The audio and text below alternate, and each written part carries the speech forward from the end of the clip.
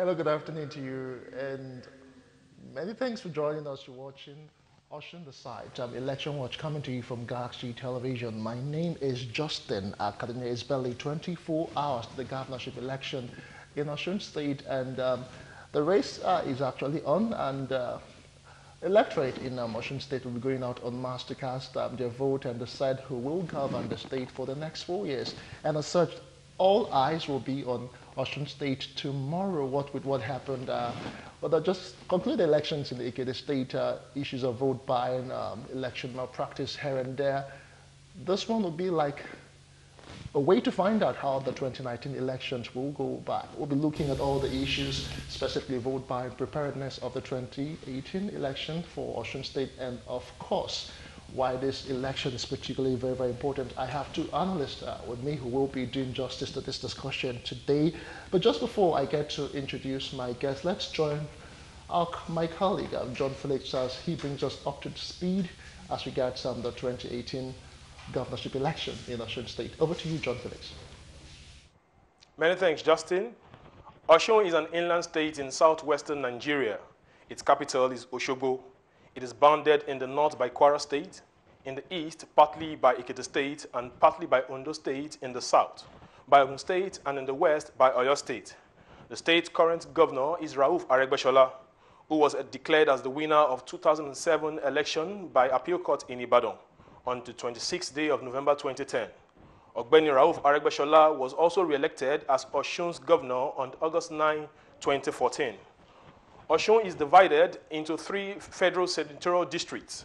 The state consists of 30 local government areas. Some notable areas are Ife, Ede, Osogbo, Okuku, Ilesha, Iwo, amongst others.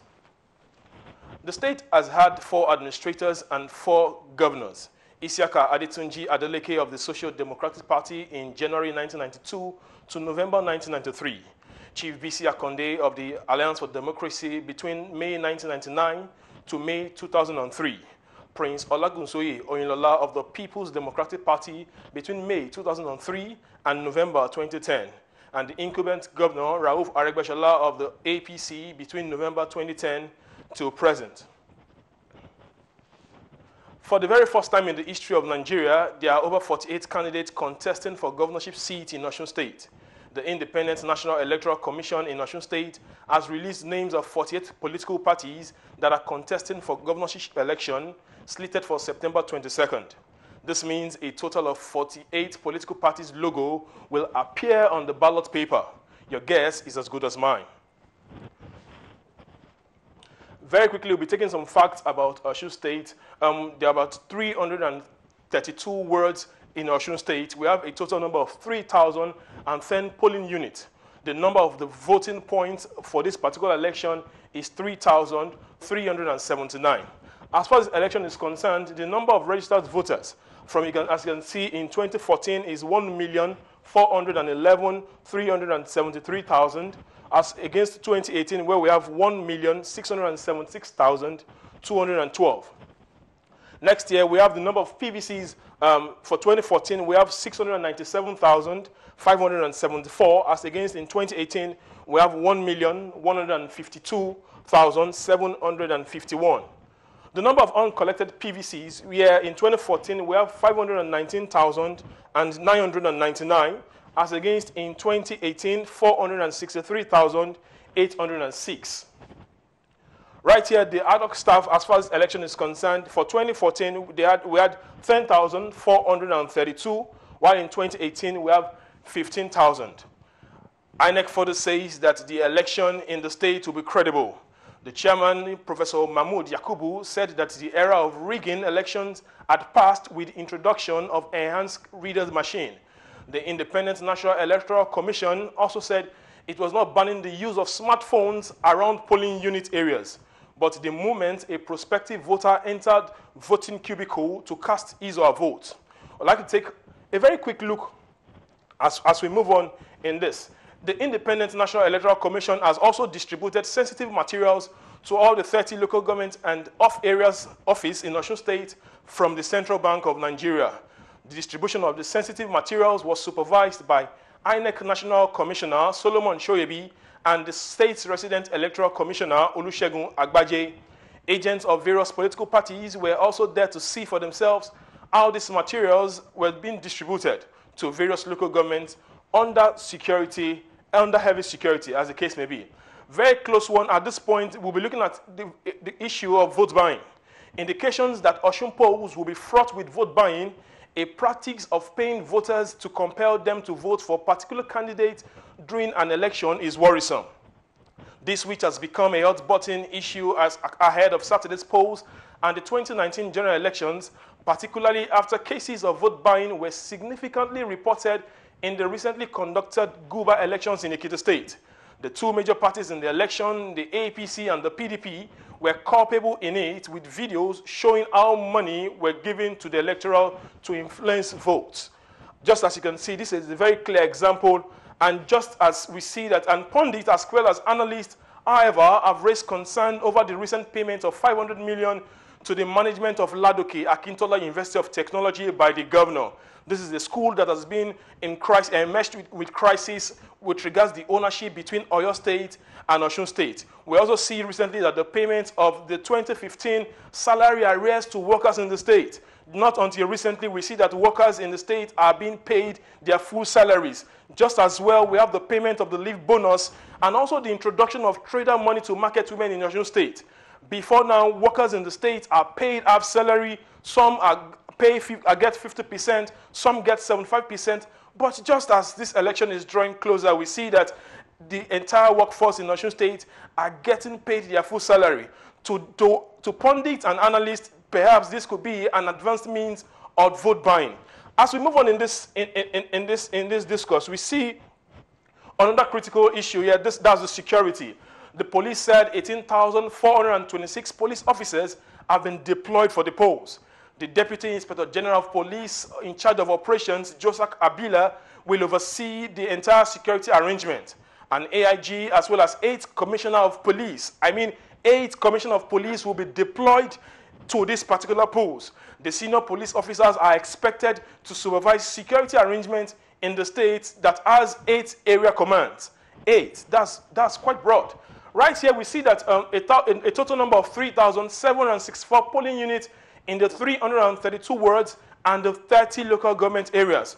Also expected at this polls is 2 police surveillance helicopter, 30 armored personnel carriers, 10 armored personnel vehicles, 3,000 police patrol vehicles in this particular election.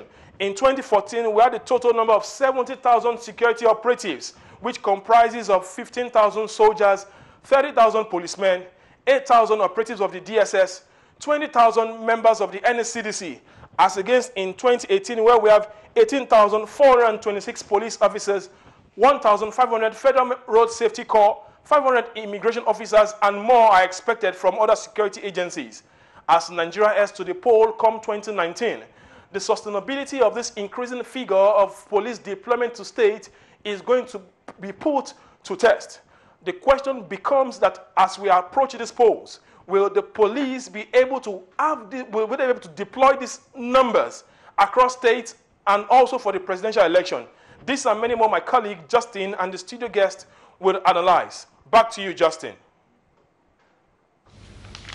All right, many thanks to John Felix for bringing us up to speed. He has set the tone for our discussion this evening. We have 2 gentlemen who will be looking at all of these issues with us on Election Watch this evening. Let's make welcome Babalola Muyiwa, a political analyst. Many thanks for joining us on Osun the Side. Thank you for having me. All right, just beside him is Barrister Adekunle Ojohe. He's a former chairman of the Ikeja branch of the Nigerian Bar Association. Many thanks for joining us on Election Watch. Thank you so much. Okay, I just want to take it from where my colleague John Felix stopped.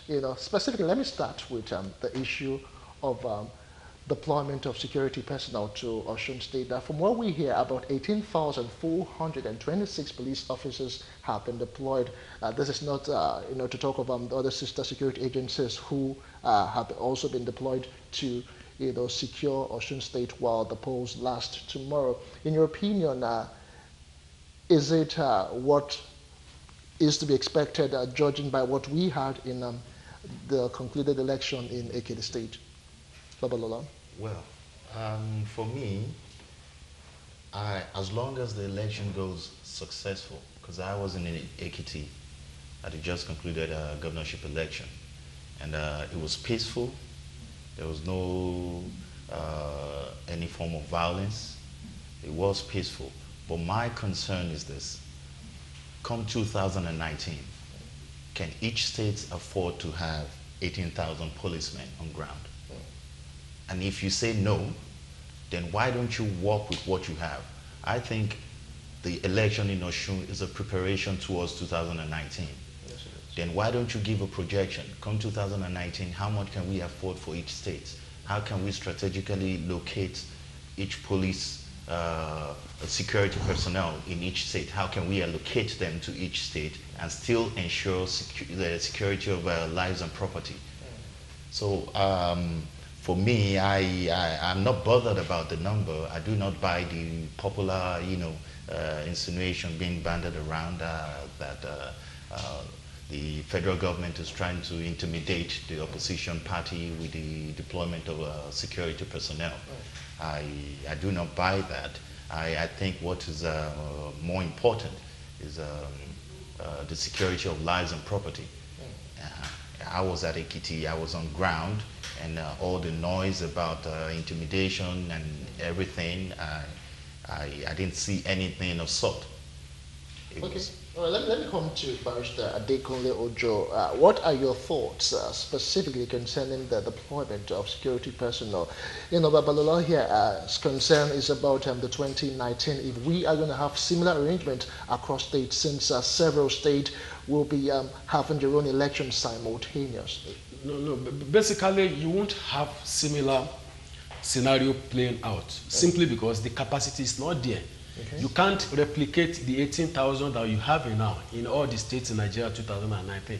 But then, different strokes for different folks. That's the way I'll put it now. Because for what we have in Osun State, there is a concentration of not only the political parties, there is a mass mobilization of resources. Yes. By each of the political parties to Osun State. There is, you can just give it, take it for granted that there will be full mobilization of violent thoughts as well. So you need as much as you can mobilize to combat all of these malices that might rear its head in Osun State. So for me, you won't need as much as you have now in all the states, simply because interest will be divided, concentration will be divided, everybody to himself, every state to itself. Basically, PDP in Osun State won't be bothered about what's going on in Lagos State in 2019. They will be concentrated in what is going on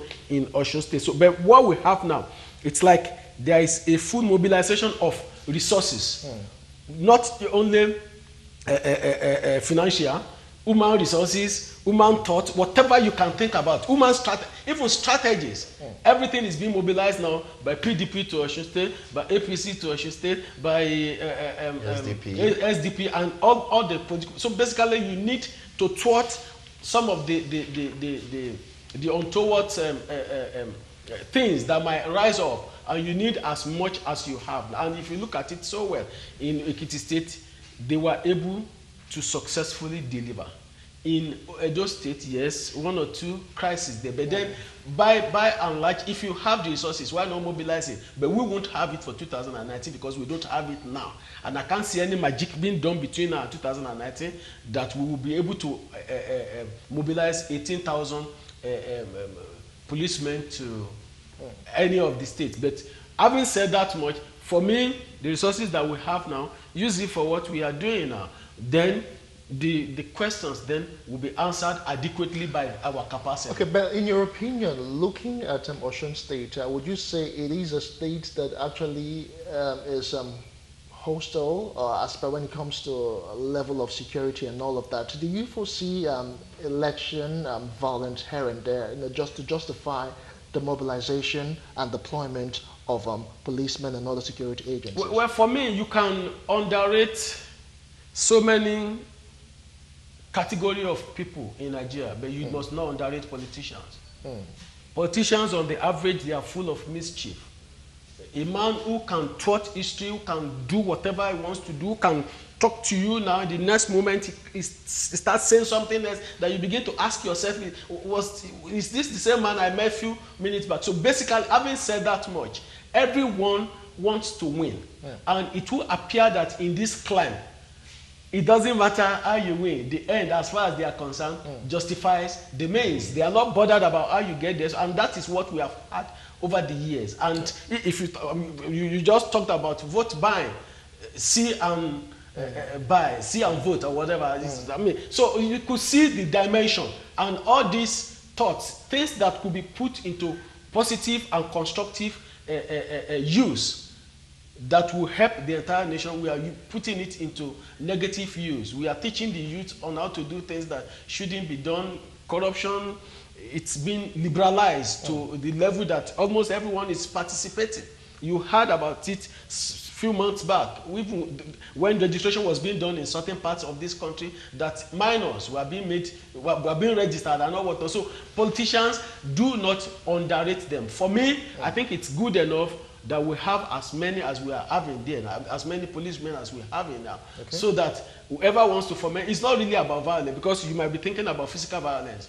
Even there is moral violence. For somebody who is buying your conscience with its money, it's violating you one way or the other. So if you look at all of these added together, it comes in different dimensions, and we need as many hands as possible. And that's more reason why I'm happy that there is a relaxation in the law of don't bring your Android phone. It could be brought so that you can capture those that are perpetrating some of these heinous crimes there and then it will be easier for us to have enough evidence for prosecution of those people when it matters. Okay, let me continue from where you stopped as regards the use of mobile phones during the elections. Let me come to you now, Babalola. In your opinion, a lot of reactions have, followed this particular trend. How do you see this trend now of using mobile phones during the elections, specifically to cover the issue of vote buying and all of that? Well, like I said, during the just concluded election in Ekiti, I was on ground. And I would give you a particular scenario that I witnessed. While people were paying for votes, both parties were paying for votes, it got to an extent that some people would go to the polling unit, vote a different party, and collect money from a different party. Then one of the agents was like, take your phone to the polling unit and snap me after voting. So I understand and I love the idea that INEC is bringing up this suggestion, but I don't think the rule is don't bring a cell phone to the polling unit. Don't take it while you're going to the polling booth to vote. Okay, I get you that. Let's talk about this issue now, vote buying. A lot of people, a school of thought believes it's not a new development in the nation's polity, but it became so pronounced at the elections in Ekiti State. If you were to just analyze and talk about vote buying and how it has become so pronounced in Nigeria, what are the reasons, would you say, are making Nigerians just want to sell the vote and not even caring about who handles the mantle of leadership for the next 4 years? Okay, thank you. First of all, before the Ekiti election, I used to think the people of Nigeria, maybe it's poverty. I used to, blame it on poverty. Like, that's why people sell their votes. But after the elections, at the just concluded Ekiti governorship election, I got to realize it's not about poverty. Because I can tell you authoritatively from my logical conclusion that the election in Ekiti, about 1 billion naira went down for vote buying. Not less than 1 billion naira when you consider the amount of vote cast. You understand? So that is how I arrived at that figure. Then, just after the election, that night, I can tell you that nothing less than 1/4 of that amount went down into the beer parlor, the pub. They were drinking. So it's not about hunger. I think the biggest problem we have in this country is not even corruption. What is it then? I think it's illiteracy. That's the biggest problem we have in this country. Okay. And Nigeria ranked high in the numbers of illiteracy in the country, in the world. I think that's our biggest problem. It's not about hunger. I saw people on the election day, shops, businesses were not meant to be open. But that day, the only sort of business that was open was the beer parlor. The pubs. Okay, let me come to Barrister Adekunle Ojo. Babalola here thinks it's not an issue of poverty, but that of illiteracy. So I could just put it the other way, the issue of education. Let's talk about voter education now as regards vote buying. In your opinion, do you think INEC, the electoral umpire, has not really done so much, or maybe the political parties right now have not really done so well as regards educating the voters on what they really need to do during elections vis-a-vis this issue of vote buying? Well, thank you so much. I will come to your question. Okay, go But ahead. let me start from where it stopped. Yeah, go ahead. Yeah. Well, poverty is relative. It might not be poverty that is linked with hunger. It might be poverty of idea. Right. By and large, illiteracy and poverty, they are like swimmers twins. They are interrelated. They go pari passu. And it's a deliberate ploy by those who have ever ruled this country to keep some people below that benchmark. If you are illiterate, number one, it is even going to be pretty difficult for you to pick who is going to serve your interest and who is not. Yeah. You are much bothered about the man who can benefit you. And when you talk about benefit now, it might not even be the benefit that should matter to you, but rather the man that can just make you happy for a moment. You are not bothered about who makes your children and the future generation happier. So basically, if you add all of this together, I will tell you one thing: it is still poverty. It boils down to poverty, whichever way we want to look at it. Because no one will approach me now and say, vote for me, take, let me even say 1 million, because I will ask you a question.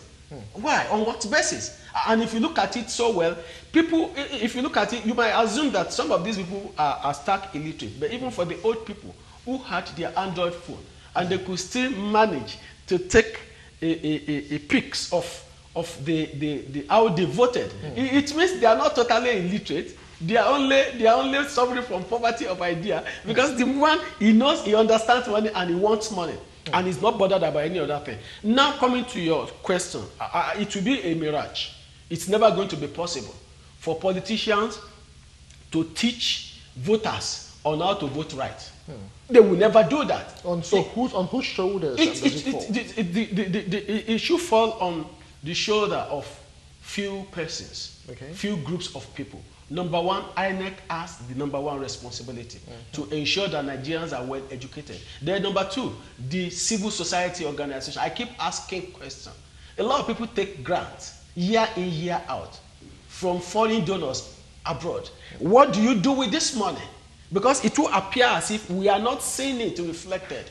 I must commend my branch, the Nigeria Bar Association Ikeja branch. A few months back, they went outside telling Nigerians their civic rights, their duties, and why you must not sell your vote and all what. That's for Lagos, right? But then, these are things that should be done as regular as possible. But unfortunately, people they bring out signboard outside there. I am the commander of chief of People's Rights Organization, something, and not what. That's why I will always appreciate people like Ganifa Remi. They never really belong to such things, because it will appear that people are not doing what they should do. The civil society organization, they are doing next to nothing in this area. Then number three, the fourth realm of the estate, the journalist. Now you're back to us. Yes, I should come back to you, because that's the truth. You see, you should see it as a matter that deserves a concerted effort from you. You need to hold politicians accountable.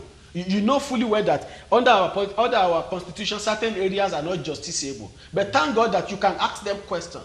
Okay. Ask them questions. Let the people know much more about what they should do. You see, I tell you one to like the Ekiti that you talked about. I met some illiterates, some people who are stuck, but because of the way the governor of the state talked about this issue of Boko Haram and this issue of cattle rancher and all whatnot. A lot of people they bought into it.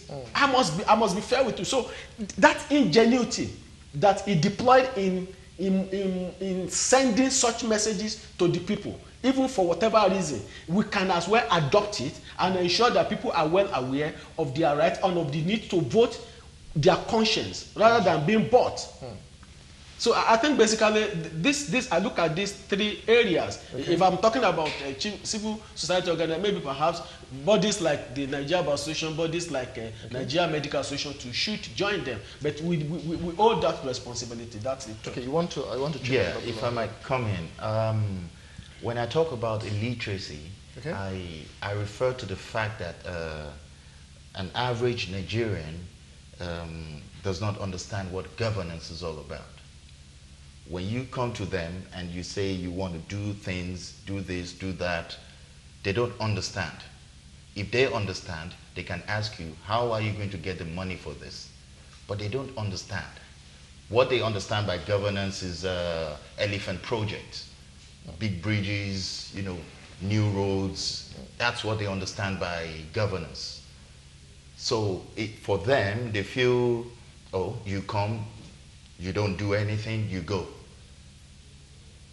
So in order for me not to lose, let me just collect the money, pay me, and I'll go and vote. And vote for you. And vote for you. Okay. It's still ignorance, you understand? Yeah. But I'm not the type, I don't enjoy coming on air and saying, okay, this is the problem Nigeria has, this is the problem Nigeria has. We all know the problem.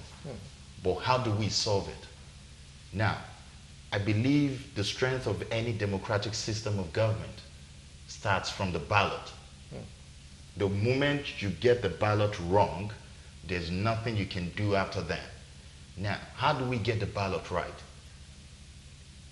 Nigeria has a high number of illiterates, according to the Minister of Education. You understand? In the world, we have one of the highest numbers of the illiterates. Now, if you look at the current voting pattern in Nigeria, do you know illiterates decides the fate of the literates in Nigeria? How so? Now, more market women vote, more street boys, agbero, whatever you call them, they participate in politics. The technocrats, the professionals, they really don't participate in politics. When was the last time you see a technocrat going to a rally, without being paid, without being mobilized, with something to gain? These are the people, I know grassroots politics. I've been there. I know how it works. They will tell you, bros, don't come here and talk about ideas and this thing. People don't buy into that. Okay, all right. Okay, let's move on now. In my colleague's presentation, John Felix, he mentioned 500 million naira to Lautech, full salary since last month's 2015 salary arrears, leave bonus, Oshibajo money market, 20K in and all of that. But Barrister Kunle Ojo, in your opinion, what kind of questions should the electorate be asking, or should they just accept these freebies or this inducement, hook, line, and sinker? No. For me, this is not an inducement. In your opinion? Yes, in my opinion, it's not an inducement. You are owing me and you have paid my money. Why now? Why not now? Exactly. Why not now? All right. It is an inducement. The question should be, why not now? You see, my position on it is this. It does not matter where you pay me. Okay. So long as you pay me. The buck stops on my desk. I have a decision to make. The fact that you have paid me may not change my decision. The fact that you have not paid me may as well not change my decision. I think basically, for me, if a man is owing and he says, takes your money, and we now stigmatize that as inducement. Inducement in what form? Meaning that I'm being induced to collect my money. It's a different thing if at the point of giving me my money, there's an instruction that you must vote one way or the other. Then it becomes an inducement. Otherwise, it's just about a man being paid. It's all about a people being paid what they are being owed. That's the truth. And for me, we should differentiate between what you are legally entitled to, okay, and what you are being offered in form of an inducement. A man who has not been paid his pension for so long, and an opportunity has presented itself, and you now say, okay, look, now tell me, how many of those people that were paid rejected their own? How many person has rejected his or hers? No one will reject it because it's a legitimate one, and nobody will come out to say, oh, I am being paid because they want me to vote for them. I've had a lot of people come out to say, look, it does not matter. We will still vote the way we like. And that should be. So for me, I think it's good that the government that owes the people pay them what they are owing. Whoever sees it as inducement, good luck. But for me, it's not an inducement in any form. Okay, but and if you want to talk about inducement, I'm so sorry about that. The man in PD, what's the party? ADP. Not talk party politics. No, I'm not talking party. Okay. The man in ADP, he was part of that government. The man in APC, he was part of that government. Maybe the man in AGC, he was part of that government. So if it is that government that is paying now, then you can look at it as a collective responsibility of all of them. Okay, what are your thoughts, Babalola? Well, for me, I think the timing says it all. I will be sincere with you. The timing says it all. Okay. Fine, they're entitled to it. Yes, they worked for it. It's their entitlement. But does it mean that money has been in existence all along and you are holding it back? Now the election is few days and you're releasing funds for the payment of salaries and all that. Is this some sort of way, to tell them like, okay, we can pay your salary, we've satisfied you? Are they trying to, because in Ekiti, Fayoshe made the same mistake. Okay. He was holding, the stars, a lot of salaries. It's not a mistake. For me, well, APC is learning That's from on it. the lighter mood. APC is learning from it. He didn't pay the staffs their salary. Okay, That's one of the reasons I believe PDP lost in Ekiti. All right, we're still talking the preparations and, of course, issues of vote buying and security ahead. Osun election, which is just less than 24 hours away. I have two gentlemen who are discussing all of the issues with me. I have Barrister Adekunle Ojo, former chairman, Ikeja branch of the Nigerian Bar Association, and, of course, Babalola Muyiwa, a policy analyst. We'll take a quick break and we'll come back. We'll look at the stakes, for the 2018 governorship election in Osun State in a moment when we return to join us again. The Independent National Electoral Commission, INEC, says the Commission has improved on the functionality of the Commission's technological innovations to safeguard the integrity and credibility of elections. INEC boss Professor Mahmood Yakubu said INEC would ensure that personnel and election materials arrive promptly at polling units, smart card readers function optimally, and that counting of ballots, collation and declaration of results would be prompt, open and transparent. The INEC boss said the use of mobile phones, cameras or any recording devices by voters during the Osun governorship election scheduled for Saturday has been banned. Chairman of the Commission, Professor Mahmood Yakubu, disclosed this at a stakeholders meeting in Osogbo, the state capital.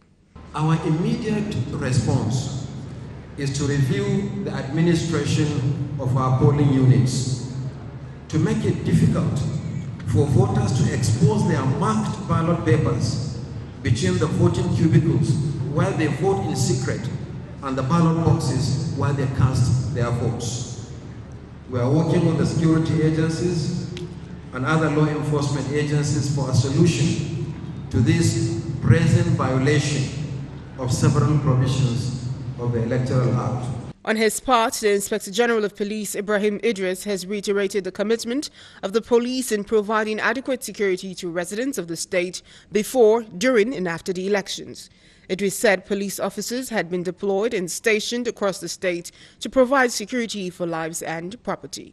He, however, admonished the electorate to be law-abiding while exercising their civic duty and called on residents to report any criminal activities during the election for prompt response. Instructed the overall commander, the DIG operation, to ensure the following security strategies: to post at least 4 policemen, security personnel, to each polling unit throughout the election, throughout the state, to ensure that stocks or armed persons not attack the polling units or snatch electoral materials during voting.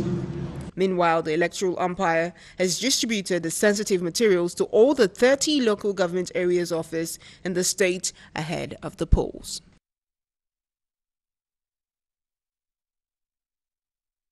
The resident electoral commissioner in Osun State, Segun Agbaje, while speaking with journalists in Osogbo, the Osun State capital, on the level of preparations for the exercise, stated that the commission remained unbiased and non-partisan. Agbaje, who disclosed that a total number of 4,761 smart card readers have been deployed for the election, maintained that the machines were programmed by the commission and not in favor of any candidate or political party. It's important to once again clear the air on some baseless allegations being peddled around by some critical stakeholders, such as banning of phones and other camera devices at the polling units, giving out of uncollected PVC to a certain political party, preparing the smart card reader to favor a particular political party, and that INEC could be biased during the elections. All these allegations are unfounded. While appealing to eligible voters in Osun State to operate within the framework of the electoral laws, the resident electoral commissioner warned desperate politicians to desist from inducing voters with cash, but they should be allowed to vote for the candidate of their choice. Gentlemen of the press, we need your support. This vote buying is killing us in Nigeria. It is not just INEC that is being embarrassed. Security agencies are being embarrassed. We don't want to turn our polling station to areas where police will start arresting people and flogging people. We don't want that. It will not take you more than 2 minutes to take your ballot paper, enter the cubicle, thumbprint, fold it, come out, drop it. It won't take more than 2-3 minutes. A total number of 1,682,495 eligible voters are expected to participate in the election, while 1,246,915 permanent voter cards have been distributed at the end of the collection period of 19 September 2019. Simultaneous accreditation and voting will take place at the same time in all the 30 local government areas of the state.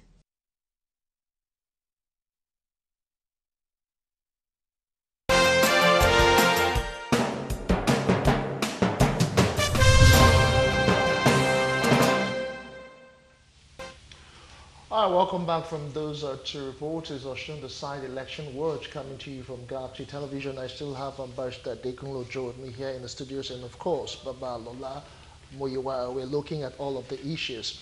All right, now let's talk about the umpire, the electoral umpire. That's the Independent National Electoral Commission. You know, to so many people, this would be like a decider of how the 2019 general elections might, tilt.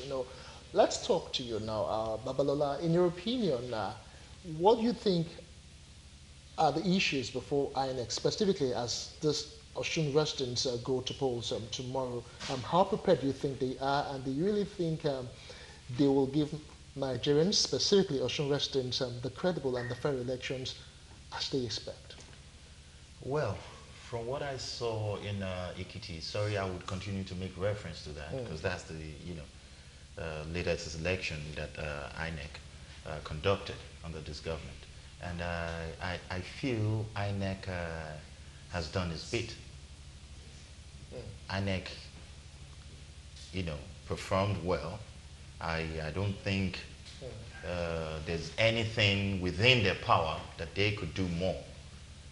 Okay, all right. So I'll come to you, Babalola. We're just getting signals from Osun State. We have an election observer joining us. Let's make welcome Philomena Henry of the Women International League for Peace and Freedom, the Nigerian office. Good evening to you, Philomena. Let's know what's the situation on ground in Osun State right now as you are an observer. In your opinion, from what you have seen so far, do you think INEC is set for the election tomorrow?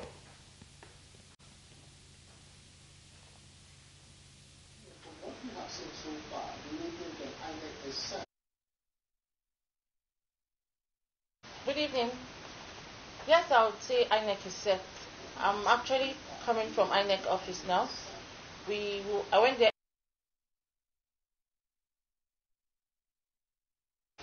Security agency there, but I would say INEC is set for the elections.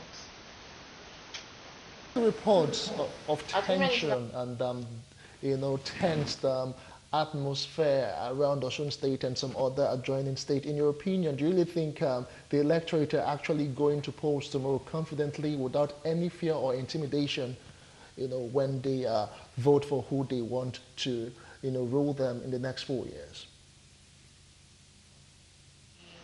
And we noticed that INEC has, we noticed cars leaving the INEC offices going to their different units to observe. So yes, INEC is ready. I would only ask that INEC remain non-partisan in these elections. You're talking about INEC remaining non-partisan. What are the feelers you're getting from Osun State? The last elections in Ekiti State was, mad with loads of vote buying. From what you have seen so far, from what you have heard, reports, official and unofficial reports, do you think there will be voters' inducement when they go to polls tomorrow?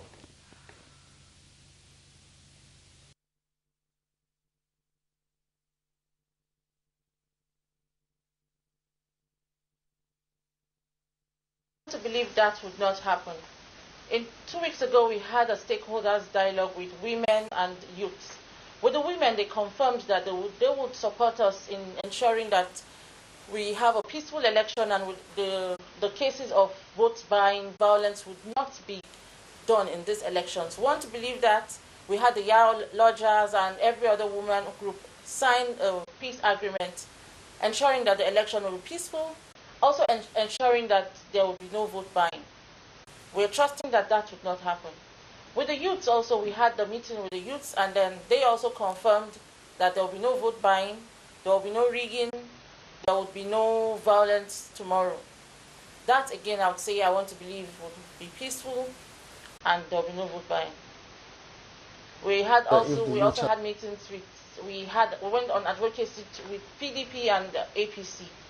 We had them sign to the peace agreements too, ensuring that they would not rig the election, it will be peaceful. We had them sign to the peace agreements too, that will be peaceful. Okay, maybe I need to repeat the question. I'm talking about political participants vis-a-vis that of women. Right now, they are not really so visible, as we talk about the elections in Osun State, which holds tomorrow. Would you say that women are not really given the voice and the right mandate, to come out, participate fully in elections, specifically in Osun State?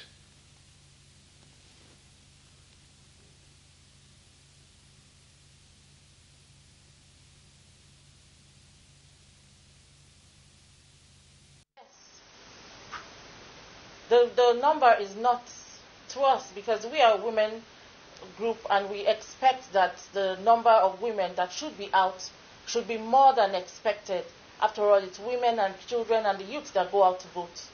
But then in Osun State, we want the numbers to be more. We want more women to be out on that day. Our voices must count. We have to ensure that we are out there to vote. And I also want to be sure, also want to believe that we all have our PVCs, especially. But to answer your question directly, I would not say that women have been fully engaged in the political process.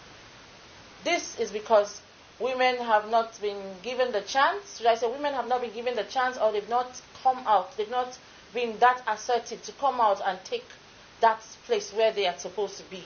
They have not come out because for so many reasons, might say We will not be allowed to by our husbands, by our neighbors. There might just be one reason or the other. But I will not say that women have fully come out.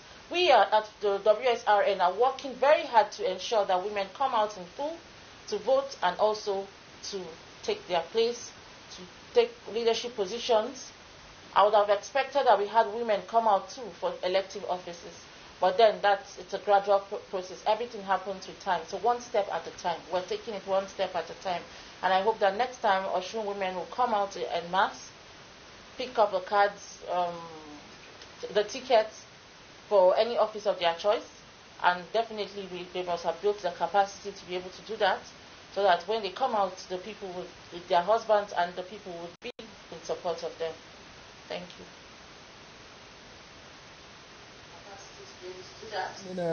Henry of the Women International League for Peace and Freedom, the Nigerian office. Many thanks for sharing your thoughts and giving us your input and your perspectives on this Osun election. We do appreciate it. Let me talk now to a gentleman here in the studios. We're talking about INEC's preparedness, and you were making some submissions. Go ahead. Yeah, I feel INEC has done enough compared to what we used to have. I think INEC has done enough. There hasn't been any report of voting materials getting late, to the polling unit, or any, sort of, upset. Okay.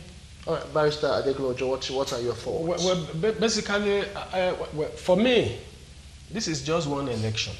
Okay. So one it's that not leads to the major elections. But it's not really a good basis for us to determine or yardstick for us to assess the capability of INEC. When they have it in all the states in Nigeria, then you will be able to say more. Because for now, they seem to be on top of that's the truth.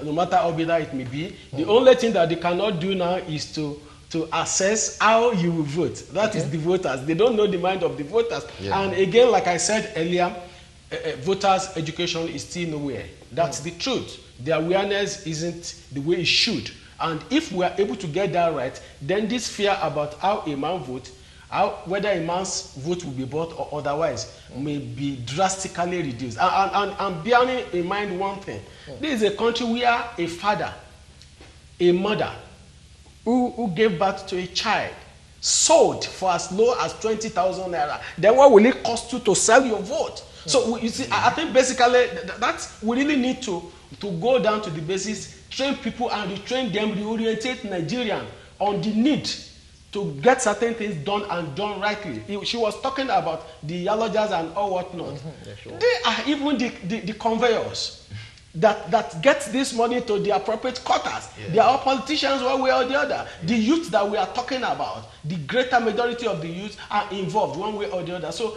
you rarely see old men involving in thuggery and all whatnot. It's still the youth. So if you look at it very well, we need a better orientation, and it should start from the highest quarters, from the presidency down. People in the state should know that they owe responsibility, the local government and all whatnot. The journalists should know they owe that responsibility, the civil society and all whatnot. But as we have it now, it's only, I'm not even sure Satan knows how anyone will vote tomorrow, whether it will be bought, whether his vote will be bought or not. Well, there's a way I think we can address that issue.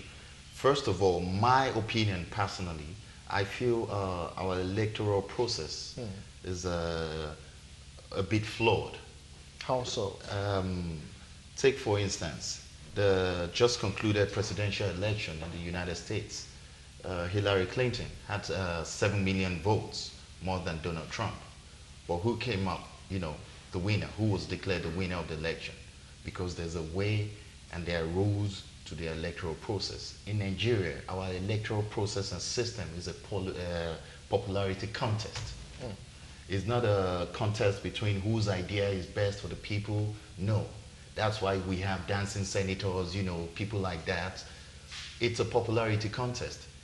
Can we have something whereby, the educated, maybe professionals from every sector in Nigeria, the banking sector, the law sector, the educational sector. Can they elect delegates, maybe 200 delegates each from each sectors? Can they elect delegates? Then now on election day, we have the general votes, which is the people. Then we have the delegate votes, which is the professional. And we say, okay, the delegates, their votes will count for 60%. And the general people, their vote is 40%. Then politicians will begin to realize election is no longer a popularity contest. They begin to take into consideration every sector.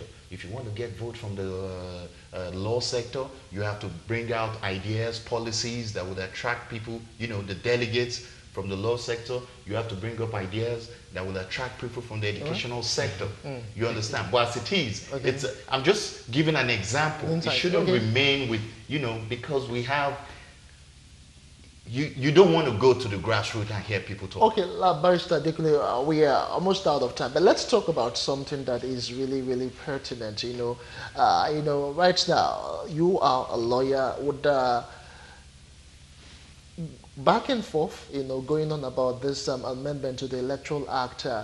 I know it will not be in operation with the Osun election, but going forward, fast forwarding a bit, do you see it making our elections more credible as we prepare for 2019? Well, there is always opportunity, rooms for development, for better evolution. So basically, the essence of having the legislative arm is to look at all these laws. And as it is now, with the what was not in the Electoral Act before, like this card reader of a thing, it's now there. So I think it's good enough. I'm waiting for a day that they will even legislate for electronic voting. Just sit at home and just cast your vote. Yeah, so that you can just sit here and cast your vote. Perhaps that might reduce some of these things that we are talking about. But as far as I'm concerned, I don't expect a legislative arm to do the whole work and end it. I expect that even those who will take over will still continue to work on it. But then I'm not expecting, even if Nigeria will survive in the next 5,000 years, we can't go to what my friend is talking about. It's just because of the way we were brought together. Right. The ethnicities, the mistrust, the distrust and all what. We can never walk in that line. But that's the easiest way to take care of it. We can't, because they had a foundation. Is it like ours? We had the thinking of our democracies have evolved over the years. Yes, even the thought of our forefathers, which was federalism that will come vertically, that was the thought that they had. But then what we have today is different from what they gave to us. So basically, where we are today, we should even pray that we don't get more divisive. All right. Thank you. All right, we are out of time. We'll just we'll rest it. We'll be looking at all of the issues, preparations for the elections which hold tomorrow across the various wards and polling stations in Osun State. We talk about election, no violence, election, free and fair and credible election. So as the electorate go out to vote tomorrow, please, we urge you to vote in the candidate of your choice. Don't get induced by anyone in any forms or in any way. Just cast your vote and be peaceful and law-abiding, and just hope your candidate wins eventually tomorrow. I must say a very big thank you to our studio analysts who have done justice to this discourse today. Many thanks to Babalola Muyiwa, political analyst. Thank you for joining us on Election Watch. Thank you very much for having me. And of course, Barrister Adekunle Ojo, former chairman, Ikeja branch of the Nigerian Bar Association. Many thanks for being a part of the show. Thank you so much. All right, that's as much as we can take on Election Watch today. Many thanks to all of our viewers for tuning in. Our studios for Election Watch will open again at 7 a.m. tomorrow. Do join us again.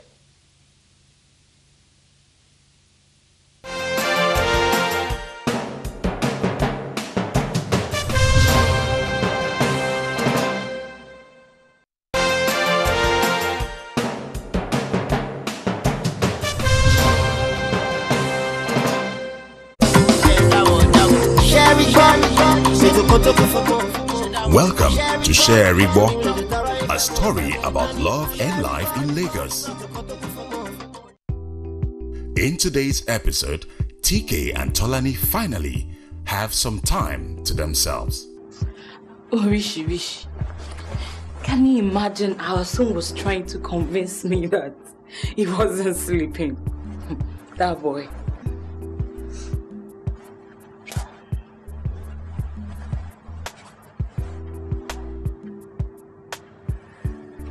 Time for daddy and mommy. A big nothing like that. I'm not ready for another child right now. Stop now. We talk say we don't want another pikin. Should it back in? Yeah. I should buy it now. I will use that my chance, you know now. Yeah, no. Is that not what got us here? 2 children in 2 years. My children are going out of fashion. So, nothing for me tonight. How come you don't talk like that now? How am I supposed to talk? How? Joe, Mabin, Osbin. We can't just take the risk. Where are you going? To the living room.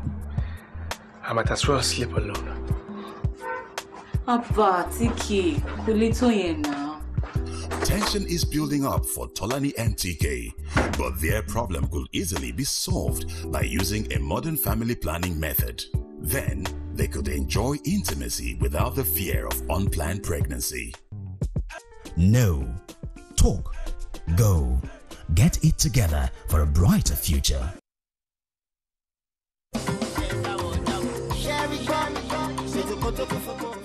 Welcome to Share Igbo, a story about love and life in Lagos. In today's episode, Tolani and TK have just returned from the opening of Tolani's new beauty salon. My wife. The owner of beauty salon and spa.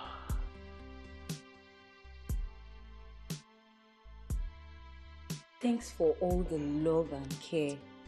I don't know what I would have done without you. Oh, anything for you, my love. Anything. I know vex for all the while I don't give you. Mobanos Kosuro, in clinic and one Pisola. And she made me realize that if you are using contraception, we can be sleeping together without fear. I know. You may not be back out of this sorrow. And he said the same thing. Let's go and find out about this family planning. Sure.